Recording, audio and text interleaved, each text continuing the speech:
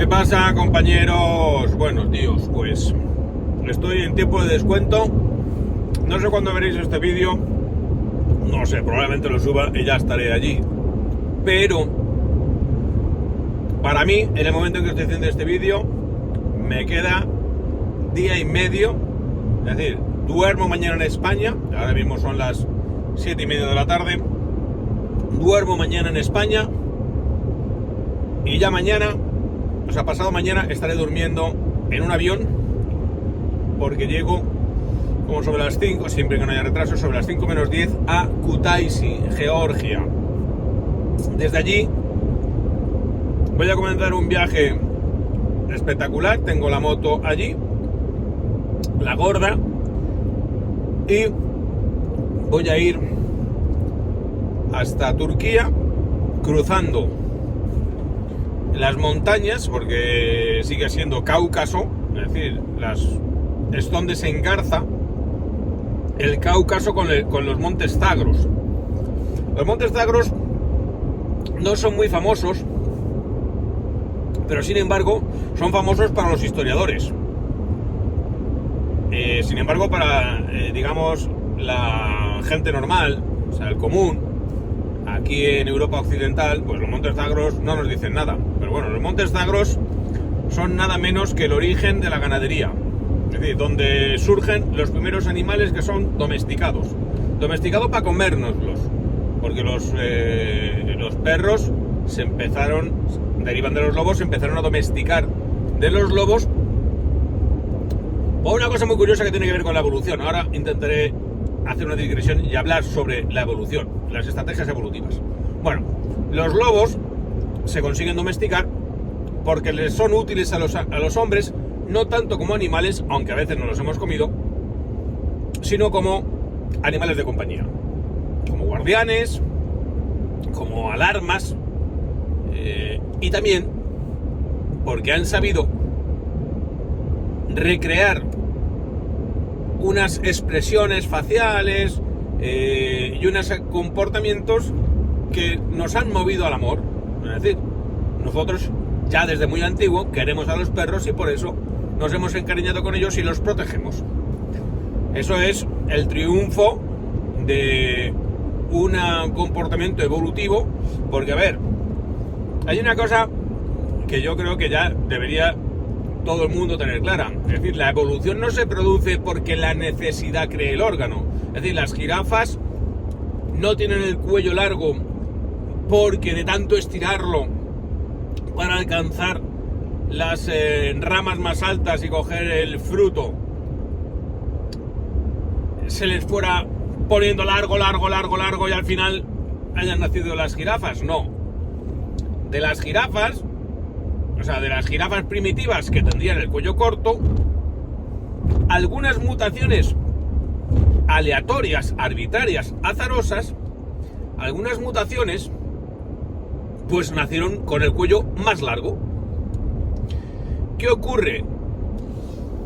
Esos especímenes que a lo largo de miles de años han nacido con el cuello más largo han sobrevivido más y se han reproducido más, con lo cual esa modificación genética se transmite a los hijos de las jirafas que tenían el cuello largo. Les salía un cuello más largo que al común. Si esas jirafas con el cuello más largo sobreviven por encima de la media de sus compañeros de especie, el gen dominante, el gen que va transmitiéndose de forma mayoritaria, es el gen del cuello largo, y así sucesivamente. Bien, pues los perros derivan de los lobos. Los lobos no se acercan al ser humano. Los lobos normalmente huyen del ser humano. ¿Qué ocurre? O le atacan, si se diera la ocasión. ¿Qué ocurre? Algunos lobos se acercaron a los seres humanos porque tenían basura, porque dejaban carroña. Entonces, ¿qué ocurre? Que esos lobos que se acercaron a los seres humanos los utilizaron, y por tanto, de aquellos lobos que tenían un gen que les hacía más sociables para con el ser humano, sobrevivieron mejor. Por eso el perro se ha extendido por todos los territorios donde se ha extendido el hombre. Y el hombre se ha extendido por todo el planeta. Incluso por sitios donde dices, ¿cómo coño llegó el hombre aquí? Porque, por ejemplo, a Australia no se sabe cómo llegó. Llegó navegando, no le quedaban más huevos. A Australia nunca llegó el Neandertal. En Australia no había Australopithecus, ni Petecántropos, ni nada. Solamente llegó el Homo sapiens sapiens ya perfectamente formado, igual que América. En América no hubo ni Yeti, ni Neandertal, ni Petecántropo, ni Homo naledi, ni pollas. Solamente llegó hace ya relativamente poco tiempo el Homo sapiens sapiens y fue caminando por el estrecho de Bering, porque en aquella época de las glaciaciones era tierra emergida, porque no bajaba el nivel del mar. Cuando en las glaciaciones bajaba el nivel del mar, entonces se podía llegar caminando, y después se desplazó costeando por toda América en un avance bastante rápido. Pero no hay fósiles de como la antigua Lucy, ¿no? Ahí en Etiopía, de 2 millones de años. No. El hombre se supone que llegó a América entre hace 15.000, 20.000 años. Eso no es nada en la evolución. Bueno, ¿y qué se encontró el hombre en América? ¿Y qué se encontró el hombre en Australia? Que eso es interesante. Se encontró la megafauna. Es decir, se encontró canguros gigantes, encontró caballos en América. Había caballos en América antes de que los llegaran los españoles, ¿ya? ¿Pero qué hicieron los que llegaron allí, de Asia? No se decidieron a montarlos, no, se decidieron a matarlos y a comérselos. Entonces se produjo, hace unos 15.000 años, en América, y hará unos 40.000, 50.000 años en Australia, se produjo una extinción masiva de animales. Pero vamos, no dejaron ni uno. Porque eran animales que no conocían al ser humano, y por lo tanto no habían desarrollado estrategias defensivas. O sea, no lo veían como un depredador. Y llegó el peor depredador de todos. Es decir, cuando nosotros hablamos de el buen salvaje, que decía Rousseau, el buen salvaje que vive en la naturaleza, el buen salvaje es un depredador insaciable, es capaz de acabar con todo. Y así pasó, se extinguieron muchas especies, porque los matamos, no como los dinosaurios, que se supone que cayó un meteorito y contaminó la atmósfera y se murieron. Bueno, o sea, la vida está llena de grandes extinciones. En fin, me voy. Los montes Zagros, que es a lo que voy. Los montes Zagros separan la península de Anatolia y sobre todo Mesopotamia, que es la gran llanura constituida por el Tigris y el Éufrates, de Irán, también algo de Armenia, que está al norte de Irán, y por eso, por donde yo voy a pasar de Turquía de Georgia a Turquía, es una zona muy montañosa. El primer día ya me toca hacer un paso sin asfaltar espectacular a más de 2.000 metros, lo que pasa es que como es verano, pues no habrá nieve, si no está nevado. Y bueno, el paso Cecari, si alguien tiene interés, paso Cecari, para que vea por dónde quiero pasar. Y bueno, después de llegar a Turquía, pues por esa intento bajar prácticamente, porque si tú puedes en Google Maps y le dices llévame a Erbil, que es la capital del Kurdistán iraquí, no te va a calcular una ruta pegada a la frontera con Irán, sino que te va a calcular una ruta que va por las carreteras principales. Pero yo quiero bajar bastante recto. Quiero pasar por una ciudad que se llama Kars. Quiero pasar por un lago, el lago Zildir, que está a 1200 metros de altitud en Turquía, se congela en invierno. Quiero pasar por el lago Van, que sin embargo no se congela en invierno, aunque también está a mucha altitud, porque es un lago salado, un lago que ya citó Estrabón. Todo eso fue parte de Armenia. Quiero pasar por una antigua capital del reino de Armenia, que está abandonada. Quiero visitar un templo al dios Mitra, que era un dios de Persia que fue adoptado por los legionarios romanos para practicar la religión del mitraísmo. Quiero llegar a a Cirre, que es donde está enterrado Noé. Quiero cruzar el Éufrates. Quiero entrar en Irak. Quiero visitar la ciudad de los Reyes Magos, la cueva de los Neandertales, donde se produjo el enterramiento de Neandertales con un mundo simbólico más impresionante de la historia, de la paleontología, de la arqueología moderna. Tienen esa cueva, mucho mejor que... No más abundante, pero como en cuanto a restos, pero como importante de los restos ahí encontrados, es lo más importante del mundo en cuanto a neandertales. Después quiero llegar, si puedo, hasta la tumba del bisabuelo de Ciro el Grande, fundador del imperio persa aqueménida, que era un rey de... O sea, la tumba es de un rey de Media. Media estaba en Irán. Era un imperio que fue el precedente del gran imperio persa aqueménida, que luego fue el que derrotó a Alejandro Magno. Y lejos de destruirlo, se lo quedó para él. Y él se convirtió el heredero o el legítimo sucesor del último emperador persa al cual había derrotado, era Darío III.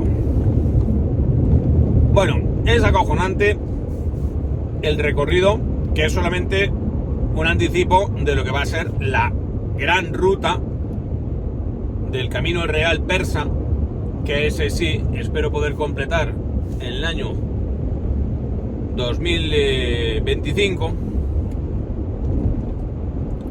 No sé si le voy a poder completar en el año 2024. Octubre o noviembre sería cojonudo, pero es un poco pronto, porque para ahí sí que voy a necesitar una preparación superior a la actual. El visados, nada menos que de Irán, que es complicadete. Carnet de passage para la moto, porque si no, no se puede entrar en Irán. Regresar a Irak, al Irak federal, me gustaría, pero también necesito el visado y necesito el carnet de passage. Y luego, sobre todo, ahí la complejidad que va a tener la siguiente etapa es que si llego hasta donde quiero llegar, que es Persépolis en Irán, que fue la gran capital del imperio persa aqueménida. Tenía varias capitales, ¿no? Porque era un imperio itinerante. La corte era itinerante. Tenía Ecbatana, tenía Pasargada, tenía Susa. Susa es impresionante, también en Irán. Todas están en Irán. Y Persépolis. Y Persépolis era la capital, digamos, para las grandes fiestas, grandes ocasiones, las grandes celebraciones. Tiene ahí, es un derroche de piedras acojonante, ¿no? Y cuenta Heródoto, cuentan los historiadores que han contado la vida de Alejandro Magno, que Alejandro Magno, ya después de haber derrotado al imperio persa y ya victorioso, y que se había portado razonablemente, respetuosamente con las instituciones persas, es decir, no pretendía derrotarlas, destruirlas y asolarlo todo, como Atila, sino que pretendía era colocarse él, en lugar de él. Él se hizo coronar en faraón de Egipto, por ejemplo, lo liberó así del imperio persa, y él, se creía un dios, ¿no? Después de haber consultado al oráculo en Siwa, en el desierto del Sáhara, en Egipto. Pero él lo que quería era quedarse con el imperio persa desde dentro, no simplemente tirarlo al suelo, derrotarlo y pisotearlo, no, era más inteligente que George Bush, por ejemplo, cuando tiró al suelo la estatua de Saddam y todo el entramado administrativo burocrático del Estado iraquí. Eso significó lo peor, que es el caos.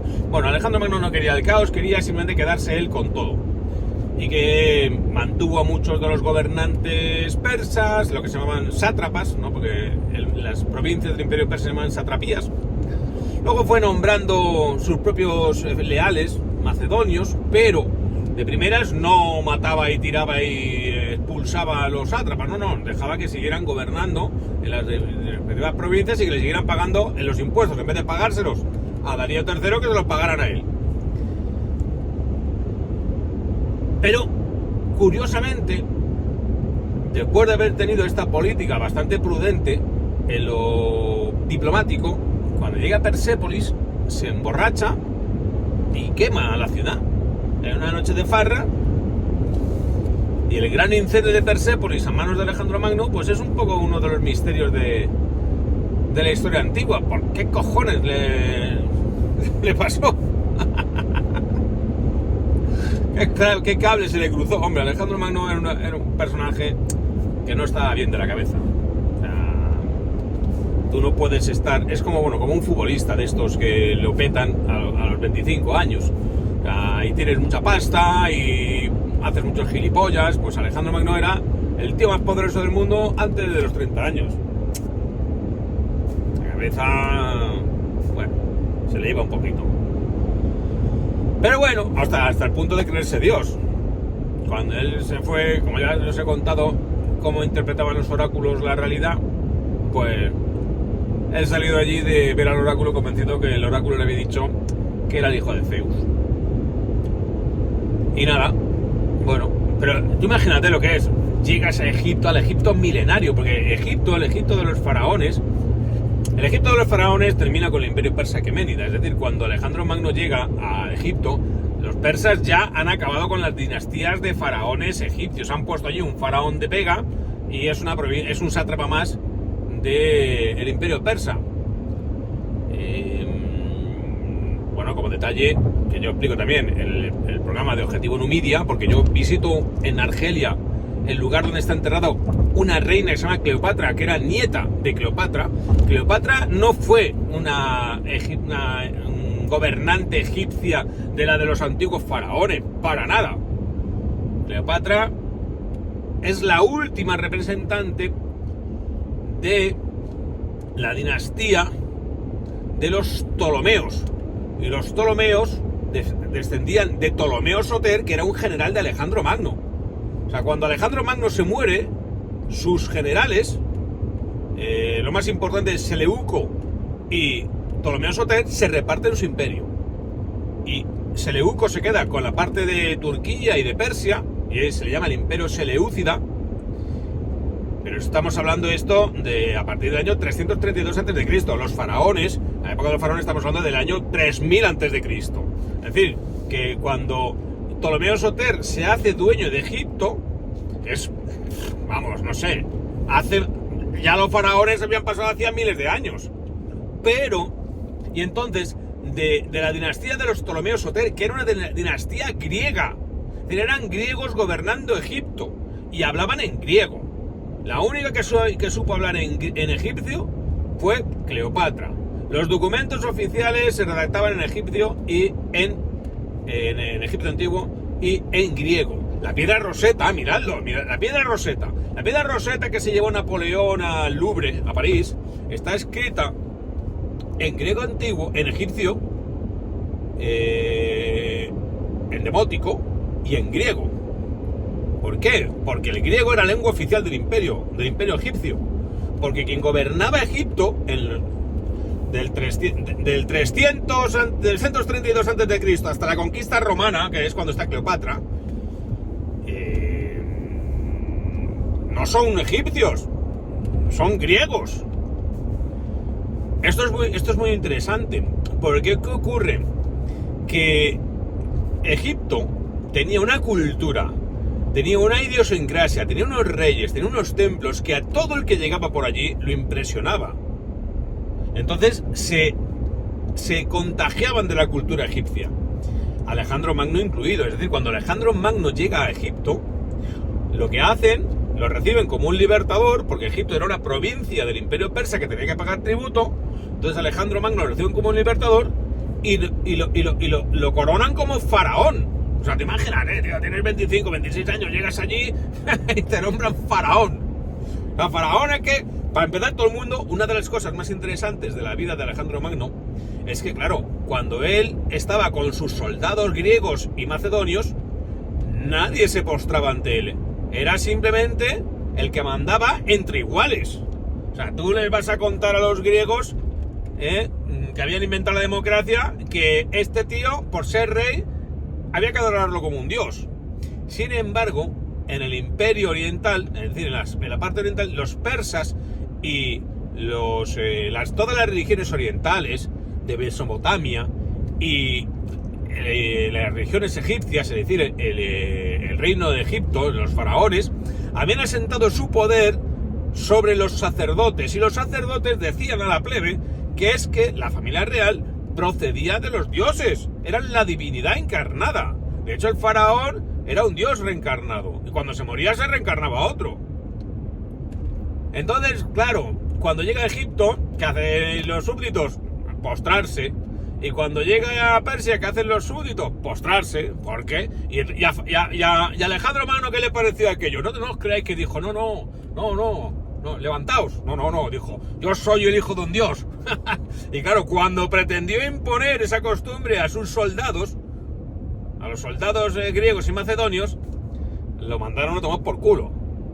O sea, de hecho, cuando Alejandro Magno muere, se supone que ha sido envenenado por su propia gente. Hasta le había ido mucho la pinza. Se le había ido tanto la pinza que quería seguir avanzando. Habían conseguido ya conquistar ya el imperio persa. Y los tíos, venga, querían ir todavía, el tío quería ir más lejos. Y cruza Pakistán y se sube a ese central. Y después cruza el Indo y se va a la India. Y allí tienen una derrota, o sea, no tiene una derrota, tiene una victoria, pero que le sale carísima contra elefantes y tal. Entonces ya le dicen sus soldados, mira tío, o sea, se acabó, nos volvemos. Y entonces es cuando no le queda más huevos que volverse a Alejandro Magno. Pero detalles curiosos, ¿no? Por ejemplo, cuando regresan, tienen que pasar por un desierto horroroso por Irán, están pasando en una sed espantosa, no llueve y tal. Entonces, algunos soldados habían ido recogiendo gotas de rocío en un casco. Y cuando ya tienen un poquito, se lo ofrecen a Alejandro Magno. Alejandro Magno coge el casco y lo vierte.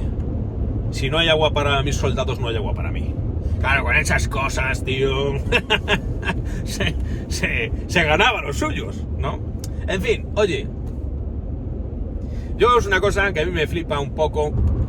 Si veis estos vídeos, entráis en mi Facebook, porque veis el programa en la 2 y me decís, tío, cómo me encanta tu programa, aprendo muchísimo, no sé cuántos, pero luego racanean los putos 29 euros de Nómada TV, que es lo que me permite seguir haciendo el programa, y desde luego lo voy a hacer, y estas cosas las voy a contar directamente sobre el terreno.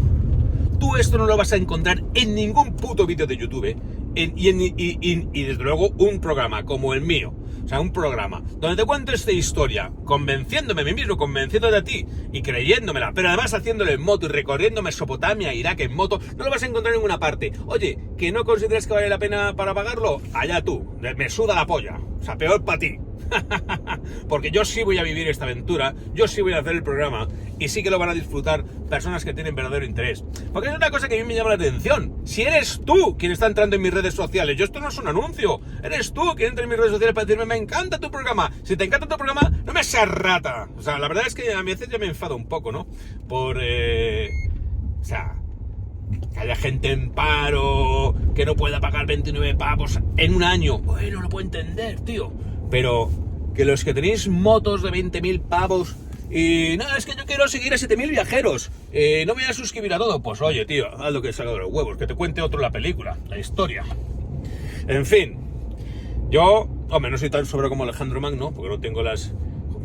pero vamos, respetar mi trabajo lo respeto a muerte, y me importa muy poco la opinión que puedan tener los adversos, es decir, los haters, los que, pues es que eres muy malo porque cobras por tu trabajo. Pues sí, cobro por mi trabajo, y si no te gusta, vete a mirar a otra parte. En fin, bueno, espero que os haya gustado la parte de Alejandro Magno. Desde luego esto no es nada con todo lo que se puede contar, sobre todo cuando se puede contar directamente, enseñando los lugares, por ejemplo, donde tuvo lugar la batalla en la que derrota a Darío III, y Darío III tiene que salir pitando y huyendo, porque el tío más poderoso del mundo en ese momento, el imperio persa era, vamos a ver, es como si me dices que, no sé, Macedonia era una puta mierda. O sea, Macedonia era un país pequeñito. Es como si me dices, yo qué sé, tío, que Bélgica derrota a Estados Unidos.